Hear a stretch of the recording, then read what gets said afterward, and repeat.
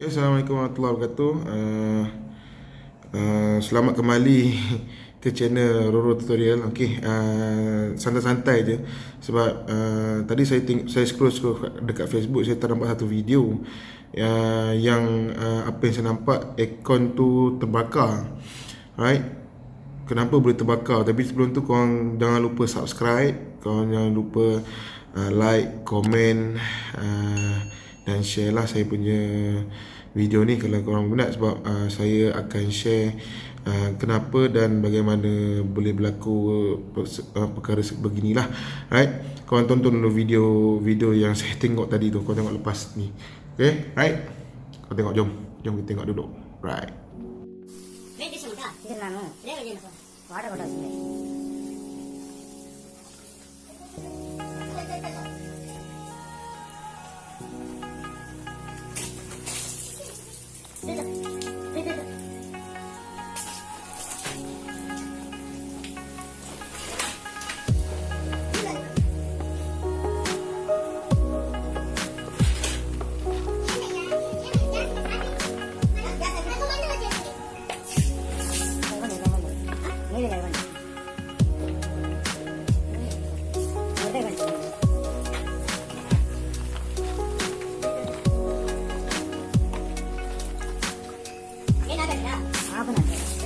Operation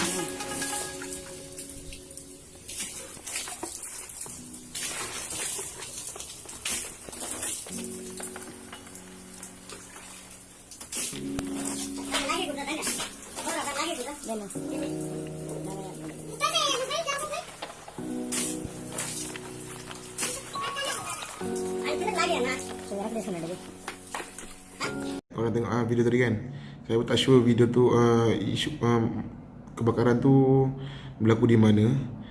Yang saya ingat, tak tahulah nak kata Malaysia ke luar Malaysia ke, tapi apa yang saya boleh ulaskan di sini adalah dia ada beberapa sebab kenapa boleh berlaku kebakaran terhadap ke atas aircon tersebut.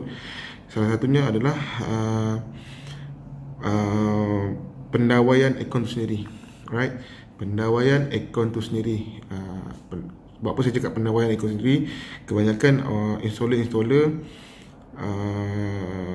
dia memasang pakai kabel yang tidak sepatutnya, dan dia main looping dekat mana-mana point yang ada. Contoh dia memakai kabel Tico kabel, flexible kabel warna kelabu tu kan.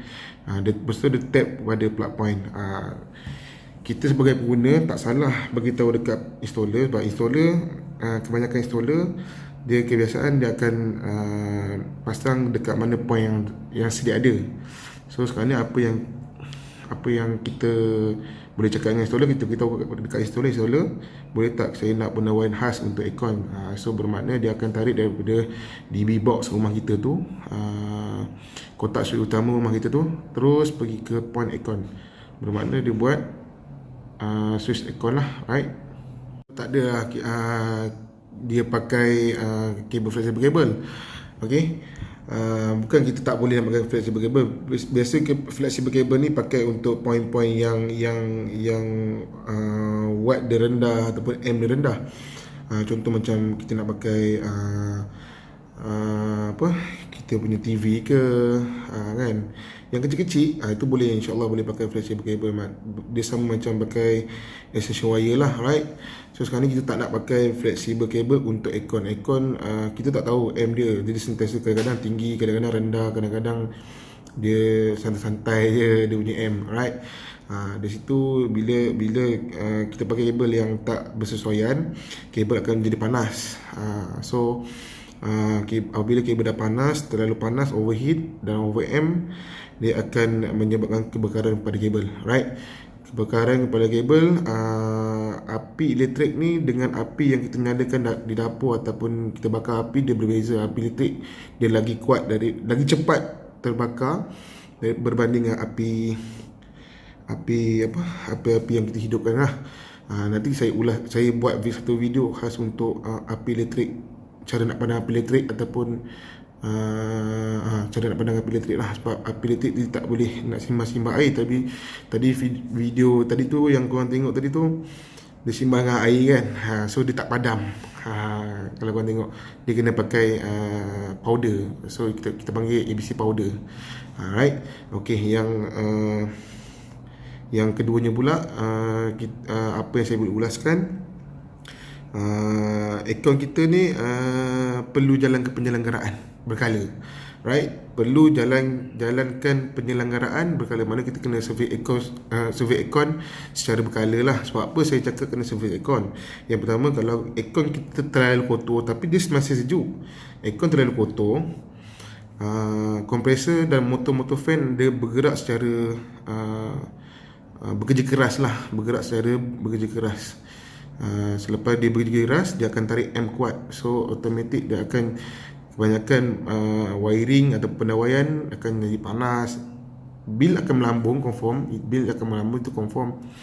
Dia akan tarik M kuat. Bila M kuat, dia akan tangkap fuse kita, ataupun kalau fuse kita, rumah kita dalam keadaan baik, insya-Allah dia akan trip. Kalau tak ada dalam keadaan baik, kalau bermasalah, kita tak tahu masalah macam mana, dia akan menyebabkan fuse kita terbakar, right? Fuse atau kalau MCB okey, dia akan trip. Kalau fuse kat luar tu, kalau MCB kita masalah, dia akan tekat fuse kat luar tu, dan dia akan mencair ataupun dia terbakar. Okey, yang keduanya pula, sebab saya cakap penyelenggaraan perlu jalankan secara berkala. Bila aircon ni bergerak indoor dan outdoor. Indoor yang dalam rumah, outdoor yang kat luar rumah. So apa yang korang tengok kat dalam rumah pun dia ada blower fan, dekat luar pun dia ada fan dan ada kompresor. Dia sentiasa bergegar dan bergerak tau. Walaupun kalau kita tengok macam tak bergerak, tapi dalam tu bergerak. So bila dalam bergerak, kemungkinan kabel-kabel yang skru-skru kabel kat dalam unit tu dia akan melonggar tau. Bila dia ada gegaran, dia akan bergegar, so ada kabel yang akan longgar. So ni contoh ni kabel, ini terminal kabel. Bila dia longgar, dia akan jadi ada gap kat sini tau. Bila ada gap kat sini, antara gap ni dia ada terhasilnya percikan api. So dekat indoor tu, kalau korang pasang kat dalam indoor unit, dia ada kawasan kabel-kabel yang korang nampak akan nampak kabel yang macam saya tunjuk hari ni. Alright, tengok yang tu. Yang tu dia ada kabel. Kat kawasan kabel tu, dia skru-skru perlu diketatkan. Itu yang saya cakap, perlu jalankan penyelenggaraan secara berkala. So tim yang survey aircon ni, dia akan ketatkan balik semua skru.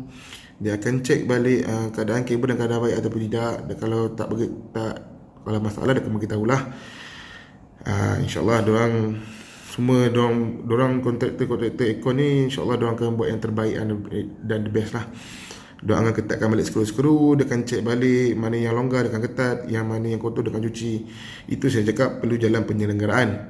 So kita nak tahu kabel tu longgar ke tak longgar ke kan. So apakah salahnya kalau heavy penggunaan kita aircon tu, kalau 24 jam aircon kita berjalan. Ada orang on aircon 24 jam kat rumah, sebab nak jaga dia punya, ada yang jenis jaga prosesor, ada yang kontraktor dia pun buat bisnes prosesor apa semua macam Bitcoin. Saya pernah buat satu rumah, dia buat Bitcoin, mesin tu bersejuk. So diorang kena 24 hours aircon tu on je. Macam itulah contoh. So bila dia on 24 jam, kita kena kita perlu buat servis aircon tu dalam sebulan sekali ataupun 3 bulan sekali lah minimum. Alright, kalau aircon rumah kita tu macam malam je pakai, kita boleh buat 6 bulan sekali, ataupun better 6 bulan sekali lah. Jangan sampai setahun sekali ataupun 2 tahun sekali. Sebab kita tak tahu kabel tu macam mana, kabel tu dah longgar ataupun tidak, ataupun aircon kita tu masih bersih atau tidak. Memang sejuk, saya tak akui tak sejuk. Kebanyakan orang bila tak sejuk baru nak panggil orang untuk servis, betul tak? Itu saya cakap perlu jalankan penyelenggaraan berkala. Bila jalan penyelenggaraan berkala, kita tahu keadaan dalam unit aircon kita tu dalam keadaan yang baik ataupun tidak.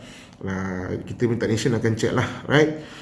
Itulah perkongsian dua sebab boleh berlakunya kebakaran. Okey, sedikit saya nak infokan sedikit info lah. So kalau kita nak balik ke kampung ataupun kita nak pergi holiday ke, pastikan kita punya Swiss perlulah off. Switch aircon perlulah off, dalam keadaan off. So apa saya cakap perlu off? Kadang-kadang kita tutup pakai remote je kan. So switch tu biar on je kan. Right? Kita cakap sebab apa saya cakap macam tu, sebab bila kita sentiasa on, power supply ataupun arus elektrik sentiasa berjalan. Dia akan menghantar power pergi ke aircon kita. Okey, dia akan hantar power ke aircon kita. So aircon kita akan sentiasa menerima power supply. So walaupun aircon kita tak off, dalam keadaan off, tapi power supply tetap sampai ke unit. So salah satunya adalah bil elektrik akan bertambah sedikit, walaupun tak banyak, dia kan tambah. Okey. Yang keduanya pula, itu adalah punca kebakaran yang boleh berlaku. Alright. Yang keduanya, info yang saya nak bagi adalah, kita kalau nak tutup aircon tu, tutuplah pakai remote terlebih dahulu. Kita tutup aircon pakai remote, biarkan berapa second baru kita tutup switch. Sebab apa saya cakap macam tu? Kebanyakan orang dia main tutup switch terus je. Lepas tu dia punya